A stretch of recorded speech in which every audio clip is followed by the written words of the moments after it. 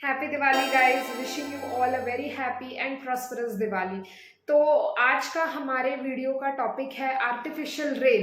ये एक कोइंसिडेंस, मतलब बहुत ही अनफॉर्चुनेट कोइंसिडेंस है कि जिस टाइम पे दिल्ली और मुंबई जैसे मेट्रोपॉलिटन सिटीज जिसमें हाईएस्ट पॉपुलेशन रहती है, वो इतने ज़्यादा severely poor air quality index के तहत आते हैं। मतलब उनकी हवा है वो बहुत ही ज़्यादा प्रदूषित है और उसके ऊपर अभी दिवाली आ गई है, मतलब लोगों का फायर क्रैकर्स एंड ये सब की वजह से और ही एयर क्वालिटी इंडेक्स डिग्रेड होगा।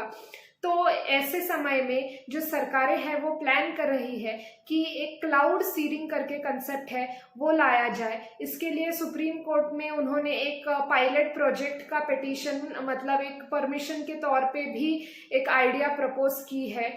और आज हम इसी विषय में जानेंगे कि ये क्लाउड सीडिंग कंसेप्ट है क्या एंड इसमें इतना सरकार पैसा क्यों लगा रही है। अप्रोक्सीमेटली 13 करोड़ दिल्ली गवर्नमेंट इसमें लगा रही है। Without wasting any time, let's get started to the video. Artificial rain एक ऐसा कंसेप्ट है जिसमें हम कृत्रिम वर्षा को लाते हैं।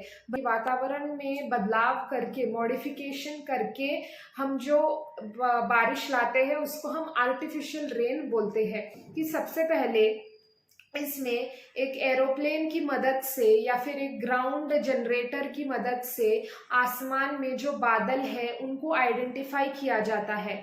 फिर उसके अंदर एरोप्लेन के द्वारा या किसी और चीज के द्वारा उनमें सॉल्ट इंजेक्ट की जाती है, यानी कुछ ऐसे पदार्थ जो क्लाउड में यानी बादलों में इंजेक्ट होते ही उसके अराउंड बहुत सारे जो पानी के छोटी छोटी बूंदे हैं वो अट्रैक्ट होंगी। यानी एक छोटा सा कण और उसके अराउंड फिर पानी की बूंदे जो भी हवा में है, जो भी वातावरण में है, वो उसको अट्रैक्ट करके उसके करीब आएंगी। तो वो सब्सटेंसेस या फिर सॉल्ट्स जिसको हम बोलते हैं वो क्या है, तो वो है सिल्वर आयोडाइड रहता है, ड्राई आइस रहता है, सोडियम क्लोराइड, ऐसे केमिकल्स रहते हैं जिसको हम बादलों में एक परत बादलों की भांप के उसमें छोड़ते हैं। फिर उसमें जो पानी की बूंदे हैं वो पास में आती है, फिर वो क्लाउड, वो जो बादल है वो हेवी हो जाता है और हेवी होने के बाद वो वर्षा गिरती है। यानी क्या कि जो वातावरण में जो मौजूद जो भी बूंदे हैं उसको ही हम इकट्ठा करके एक जगह पे गिराते हैं। इसको ही सिंपल प्रोसेस में बोलते हैं क्लाउड सीडिंग, यानी बादलों में ऐसे कण डालना, सीडिंग, कि जिसकी वजह से पानी अट्रैक्ट होके बारिश हो सके। और इसके बहुत सारे प्रकार है, जैसे कि हाइग्रोस्कोपिक क्लाउड सीडिंग या फिर static cloud seeding, dynamic cloud seeding, मतलब अलग अलग तरह से ये किया जाता है। तो ये एक बहुत ही सिंपल कंसेप्ट है। तो इसके फायदे क्या क्या है, सबसे पहले ये जान लेते हैं। ये सबसे पहले एग्रीकल्चर में बहुत ही इम्पॉर्टेंट है, क्योंकि बहुत ही ज़्यादा अगर ड्रॉट हो जाता है यानी सूखा पड़ता है तो सरकारों ने ये, मतलब देशों ने ये सामने लाया है कि क्लाउड सीडिंग की मदद से हम थोड़ी तो वर्षा करके जो भी उधर का एनवायरनमेंट है, लोग हैं, उनको बचाए, यानी आर्टिफिशियल रेन करवाए।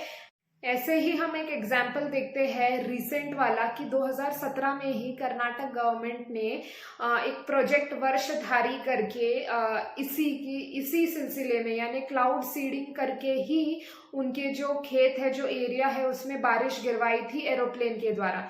दूसरा फिर इसका फायदा ये है कि ये वाटर पोल्यूशन कंट्रोल करता है, क्योंकि जहाँ पे बहुत सारा डर्टी वाटर अकोमुलेटेड है ना, उसके ऊपर हम अगर पानी गिराएंगे तो it would get diluted and then that clog will come out. वैसे ही एयर पोल्यूशन के लिए यूज होता है, जो कि हम अभी रिसेंट टाइम्स में प्लान कर रहे हैं दिल्ली एंड मुंबई गवर्नमेंट ये करने का।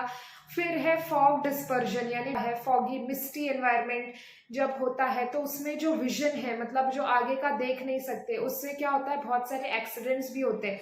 तो अगर ऐसे टाइम पे हम बारिश करवाएंगे, जो वो फॉग है ना वो कम होगी। ये यूजुअली यूएसए और ठंडे जो देश है उन देशों में किया जाता है। तो अभी ये देखते हैं इसके चैलेंजेस के बारे में। तो सबसे पहला जो इसका चैलेंज है वो है कि इसके साइड इफेक्ट्स, कौन सी भी चीज करने के पहले हमें इसके परिणाम और दुष्परिणाम दोनों ही भांपने चाहिए।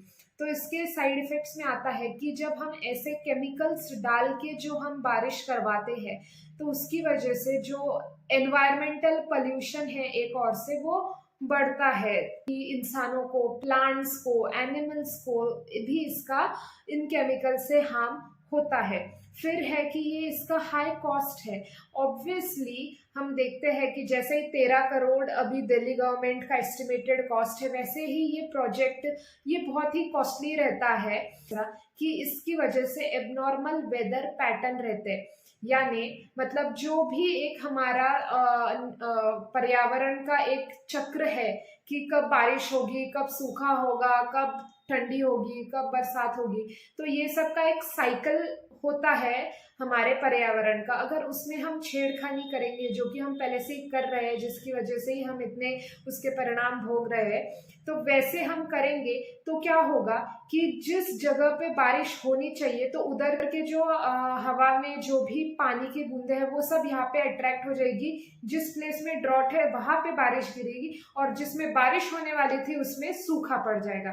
तो मतलब ये ऐसे वेदर पैटर्न्स को चेंज करेगा। फिर है ये पोल्यूशन कॉज करेगा। हम इसको बोलते हैं कि हम इसको वाटर एंड एयर पोल्यूशन को रिड्यूस करने के लिए करेंगे, या सही बात है, कई हद तक मतलब ये पॉसिबल है। और इसका मतलब जो इमीडिएट हमको कौन सी चीज पे इम्पैक्ट चाहिए तो उस चीज के लिए हम ले सकते हैं। पर अगर हम ज्यादा इसका यूज करें या फिर बड़े एरिया में भी इसका यूज किया जाए तो इसमें जो पोल्यूटेंट्स है यानी जो सॉल्ट्स यूज किए जा रहे हैं जैसे कि सिल्वर आयोडाइड, अगर वो पानी के साथ मिलके वो नीचे आते हैं तब वो एक टॉक्सिक केमिकल रेसिड्यू के तहत ये आते हैं और ये फिर बहुत ही ज्यादा पोल्यूशन कॉज करते हैं। इसलिए इसको बहुत ही ज्यादा फ्रीक्वेंटली यूज नहीं किया जाता। अभी हम देखते हैं कि इसको कौन कौन से देश में इस्तेमाल किया गया है। पहले इसको थाईलैंड में यूज किया गया था, Thailand royal rain making project के तहत, जिसमें उन्होंने उनके जो खेत में जो सूखा पड़ा था उसके लिए उन्होंने ये आर्टिफिशियल कृत्रिम बारिश करवाई थी। फिर चाइना में लगातार 4 मंथ से ज्यादा ड्रॉट हो गया था उनके स्नोफॉल के टाइम पे, बर्फ के टाइम पे, तो फिर उसके बाद उन्होंने बर्फ गिरने के लिए चाइना ने ये कृत्रिम बारिश का इस्तेमाल किया था। इंडिया में तो ये बहुत बार यूज हो चुका है, जैसे कि 1983, 84, 87, फिर 1993, 94 में Tamil Nadu government, even Andhra Pradesh government, even Karnataka government ये सब यूज करते आ रहे हैं। महाराष्ट्र ने भी पायलट प्रोजेक्ट आया था इस चीज के बारे में। तो ये एक नई कंसेप्ट नहीं है, बट इसको जानना बहुत इंपॉर्टेंट है क्योंकि जैसे हम एडवांसमेंट्स देख रहे हैं साइंस एंड बायोटेक्नोलॉजी के बारे में, तो कौन सी भी चीज को आगे बढ़ते हुए हमें उसके प्रोज एंड कॉन्स दोनों ही देखने चाहिए और कोई भी चीज एक लिमिट में ही यूज होनी चाहिए और जो एनवायरनमेंट का जो साइकिल है वो वैसे ही हमें मेंटेन करनी चाहिए। तो इस दिवाली में भी मेरा भी यही संदेश है कि आप लोग फायर क्रैकर्स कम जलाए या फिर जलाए ही ना, वो सबसे बेहतर है। And do save our environment. इससे एनिमल्स को बहुत ही ज़्यादा तकलीफ होती है, सो अपने आजू बाजू में जो भी एनिमल्स है उनका भी ध्यान रखिए and enjoy your Diwali with colours and lights around. So thanks for watching guys. If you like my video, do like, share and subscribe and keep watching.